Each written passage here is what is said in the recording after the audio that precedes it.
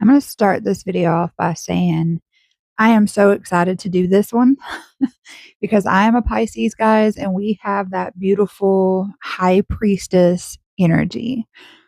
So let's talk about the high priestess for a second. She is human wisdom.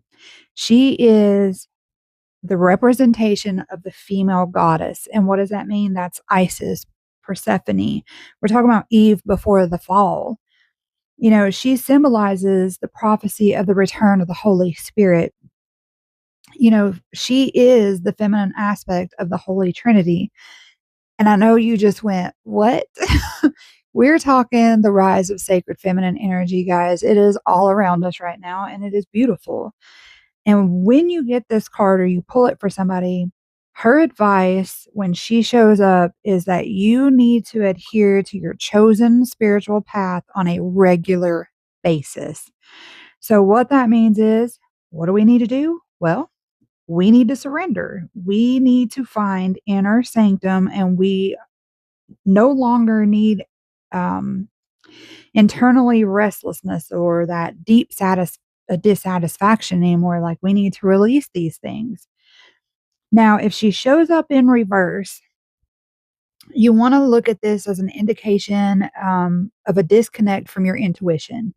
She's showing you suppressed emotions and a lack of trust in either your own inner voice or their inner voice, because she represents a time of confusion and secrecy and deception when she's in reverse.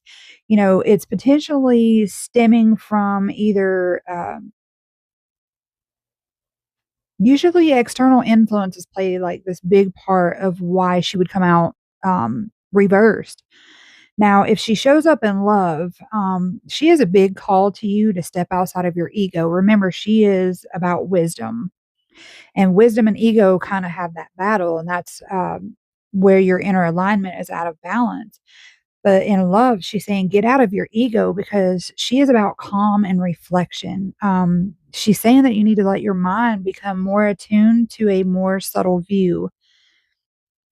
Take a time out, journal out your feelings, sit on a mountaintop if that's what it takes, but you need to step outside of your ego. Now, when she shows up in reverse with love, she's indicating that there's issues with the intuition, with trust, communication. She's suggesting that there's a potential lack of clarity or honesty in the relationship.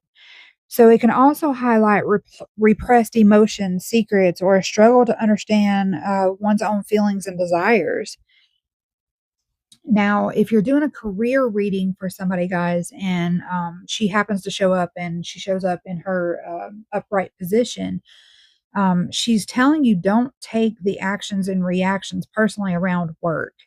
Resist forming opinions or taking sides or sitting in the seat of judgment. Be observant, but keep your emotions in check. You need to hold your center. Now, if she comes out in career and she's reversed, she's suggesting that there is a potential blockage or difficulty in accessing your intuition and your inner wisdom. She can also that can also be indicating, if she's in reverse in career, that it's a period of confusion or uncertainty, or possibly a struggle to make sound career decisions at that time. Um, you or the person might be ignoring your gut feelings, or you're struggling to trust your instincts. And it can also point to hidden agendas or challenges from colleagues, emphasizing maybe a need for discernment and caution.